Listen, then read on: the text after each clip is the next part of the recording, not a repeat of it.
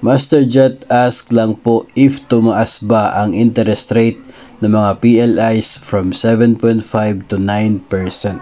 Salamat po.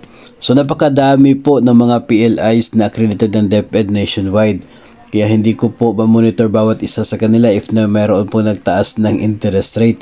Pero if ever meron po kayo mga napapansin dyan sa inyo pong lugar na tumaas yung interest rate ng kanilang loan, sa sample po ng atin pong sender, from 7.5% ay naging 9% na yung hinihingi na monthly na interest o annual interest ng mga bangko.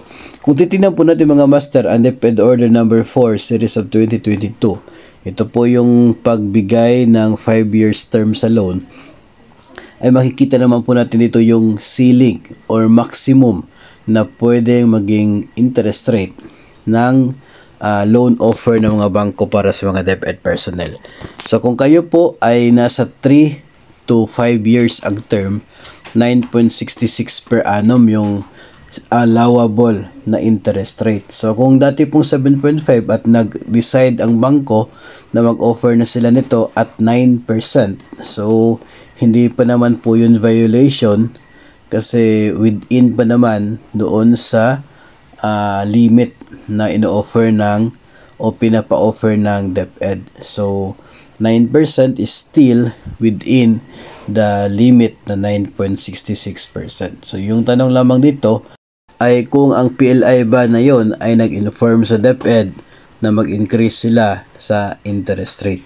Kasi bagamat yung 9% naman is within the limit na 9.66%.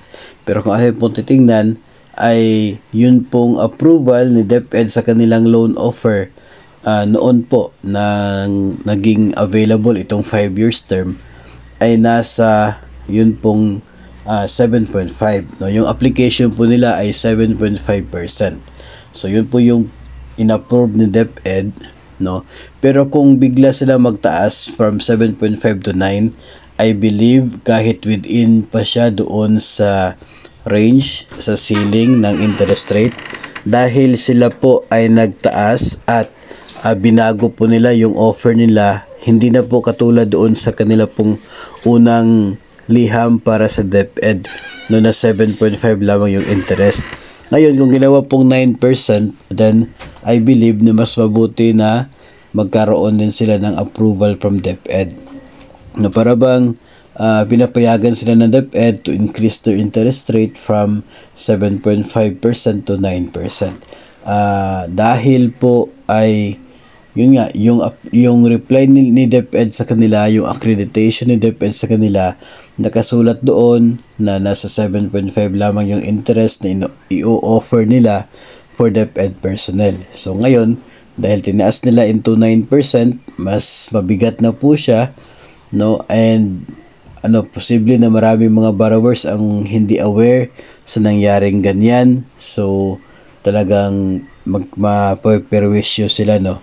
So I believe na talaga pong necessary na yung mga bangko na naunang nagpa-approve at a lower interest rate tapos biglang nagtaas nito, ay mas mabuti po na meron din silang approval from DepEd once again at naka-state doon na ito na yung kanilang magiging bagong interest rate kahit nga ito ay within pa naman sa ceiling. So yun po ay personal ko po opinion na mas mabuti po kung ganon.